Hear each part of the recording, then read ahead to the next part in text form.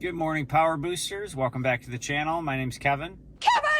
So last week I did a video on my top 5 likes for the truck, and you guessed it, I'm going to follow it up with my top 5 things that I do not like about the truck. I wouldn't say I necessarily hate these things, but I had to pick something. And spoiler alert, if you are watching this to see if you should buy the F150 Powerboost, I'm going to save you the trouble if you don't want to watch the whole video and just say yes.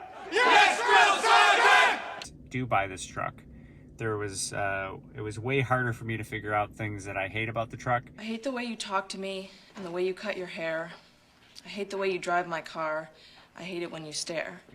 Than I like about the truck. I think it's one of your best options for a full-size pickup truck on the market these days. And keep in mind the list that I came up with is pretty subjective. It's personal to me. What some of these things you may also agree with, but some of these things you may go, oh, he's complaining about that. So take everything with a grain of salt. It's not the worst list in the world, but it may not also echo what your list might be. So if you're someone who owns one of these trucks, you have a different list, then we're all going to have our different likes and dislikes.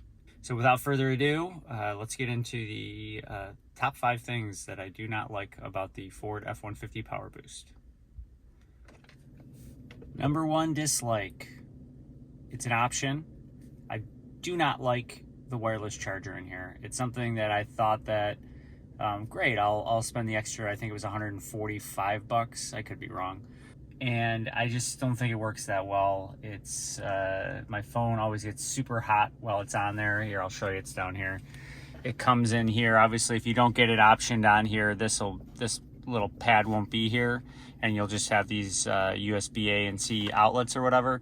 But I think that maybe if I had known how crappy this is, I probably would have gotten something that's aftermarket that maybe is just more compatible with my phone. Not that it doesn't work, it does, but it's really slow, and my phone seems to not really like it all that much. I'm all charged up. So yeah, I would definitely not option this again in the future if I order another one of these trucks. Number 2 in the list of things that I do not like about the Ford F-150 Powerboost, and that would be any Ford F-150 that comes stock, is the antenna, the radio antenna. I don't have plans to change it. I'm just going to keep it the way it is. But I think most cars these days have, a little bit more of a low profile option. And I know there's lots of aftermarket things you can get. I'm not going to mess around with it. One of the advantages that, and maybe the reason that it's engineered in this way still, and they're not replacing it with something smaller, is because it is, the tip of it is slightly above. Perhaps play a little game called Just the Tip, just for a second.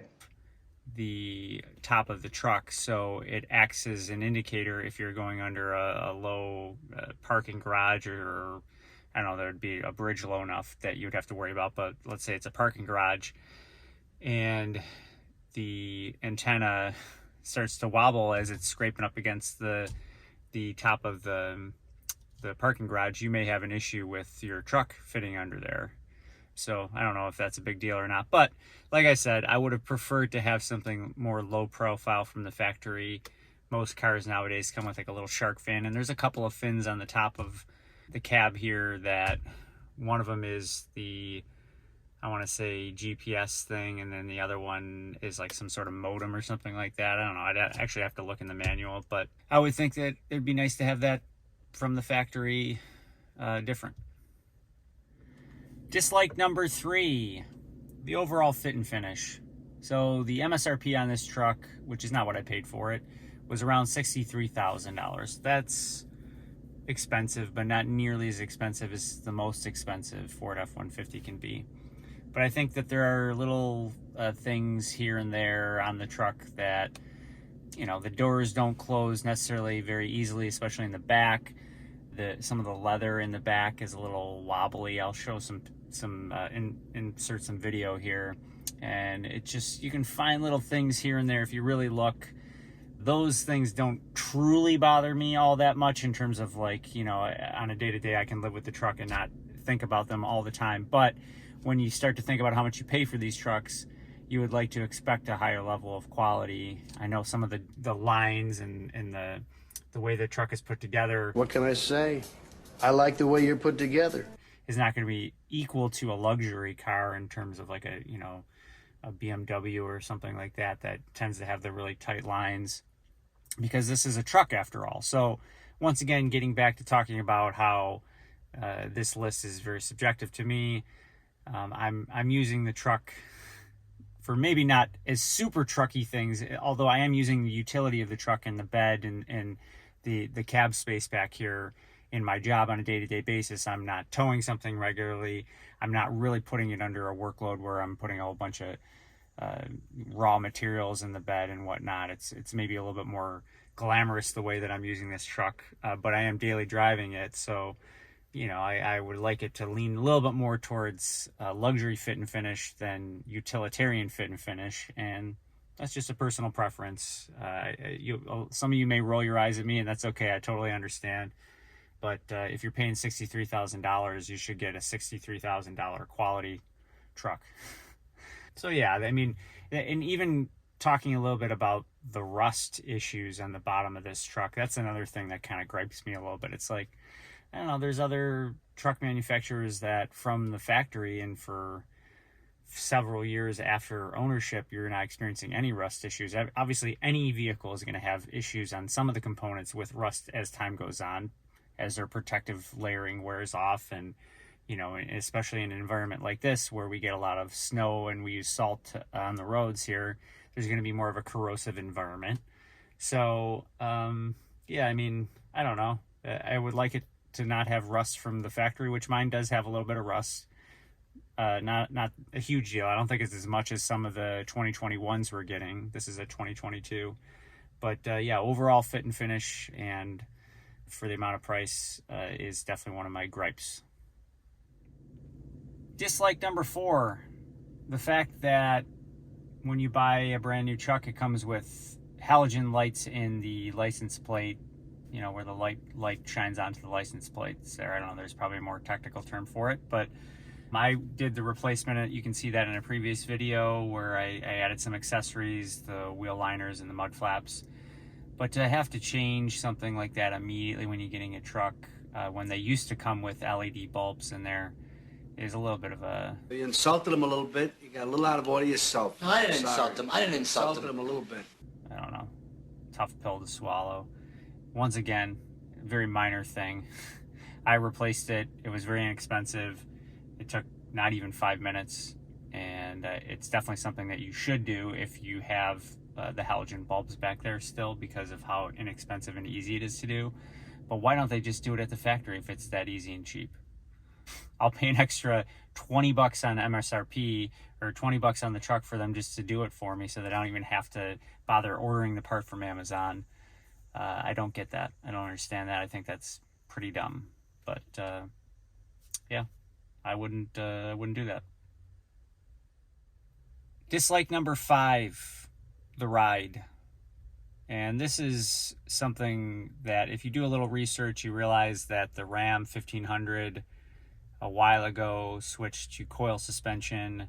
The new F150 Lightning has coil suspension on all 4 corners, I should say, because this has coil suspension in the front and still the leaf springs in the back, which you're going to tell me in the comments that the leaf springs are better for towing and they increase your towing numbers. Well, I'm going to tell you that the Ram 1500 could still tow a decent amount with those coil springs, and the ride is much more comfortable. I did test drive one of those. I still don't think this is bad. And in my first initial video on the F150, this one here, when I picked it up, I talked about the ride. I kind of liked how it was a little, the handling was a little trucky. You know, as I drive over more small bumps, I live in a you know, somewhat smallish city, but we have, you know, the potholes that everyone experiences, and it does feel like you're getting jostled around a lot more than you would in a car with the coil suspension, or, you know, admittedly what I'm used to driving is an SUV equipped with that type of suspension and sometimes adaptive suspension. So I think that I would be surprised. Surprised, Eddie? If I woke up tomorrow with my head sewn to the carpet, I wouldn't be more surprised than I am right now. If this truck in its next major overhaul wouldn't also adopt those coil springs, because even if you say the towing capacity is super high on these trucks, no one should really be pushing the highest numbers towing wise on these F-150s. It's just not safe. Even if they say, oh, it can tow 12,000 pounds with this particular setup or specifications with the 20-inch wheels and blah blah blah. If you're really going that high, you should be looking to a 3/4 ton truck or a dually or something like that. So having said that, why not just put the coil suspension on here? I think that it'll keep your customers happier. And admittedly, there are a lot more people, first-time truck owners. This is such a popular truck that every year you're getting people who have never bought a truck before, because hey, the utility of these things is awesome. Even if you are just someone that's gonna throw groceries into the back of it, if you've got a family of 4, it's just so much extra room. And if you can make the slight bump in fuel economy work in your favor and not be the end of the world, like for me, it was not the end of the world. In the last vehicle I had, I'm not paying much more for gas, aside from the increased gas prices. We're not going to count that, but like in terms of miles per gallon, I wasn't getting much better in a full-size SUV than I was in a full-size pickup truck. So why not have the extra room and utility? And when I got to make those Home Depot runs, and when I've got to do those heavier loads for work, I'll make less trips. I can do it all in one trip because I have a vehicle that will handle it. And you know, it's relaxing to drive. I did mention that it's a rougher ride at times, but it is relaxing still. On the throughway, it's very relaxing. And most throughways, you know, you're not going to get jostled around as much. So yeah, I'm complaining about all of these things, and they're not all that big of a deal. So those were my top 5 dislikes. As I mentioned in the beginning of the video, you may not agree with any of those. You may have different ones. And if you do, please put those in the comment section. Also, please like and subscribe. I'm really trying to grow this channel and get to at least 1,000 subscribers by the end of 2022. Who knows if that's possible or not, but I'm going to try. Anything else you want to say about the truck in the comments, or any future videos you want to see? I'm more than happy to take suggestions. I do read all the comments and try to reply to all of them. So if you have a question specific to the truck and you don't have one yourself to go and look at, I can maybe answer that question for you by checking it out in my truck, if that helps you. So I know if you're looking at one of these trucks, I just heard that the 2023 model year, if you order them, I think they took away the base trim on a lot of the F-150, so they're gonna be more expensive to get into whatever model that you want to get into. This is a base Lariat 2022, so I don't think you're going to be able to configure it in the way that I've configured it here, which, you know, there are certain things, like if you look up here, the home link is not up here like it is on the 501A package Lariats. I think you're going to automatically get that in the new base Lariat in the 2023. I knew that because I don't really need things like that. I was able to equip this and save a little money by doing the base Lariat and just adding on the things that I wanted, like the interior work surface, I don't necessarily want it anymore, but the wireless charger. And what's really important is another thing that I completely left out of my liked videos is the safety technology in terms of the lane centering in this truck is one of the best I've experienced. And then, of course, also the Pro Power on board as well, too. So anyway, that's all. I could ramble on for hours and hours and hours, and you guys are probably stopped watching already. I don't know that anyone finishes watching any of my videos. Can I finish? Please, can I finish? Okay, I'm finished. But in case you're here and still watching, I will see you in the next video. Kevin!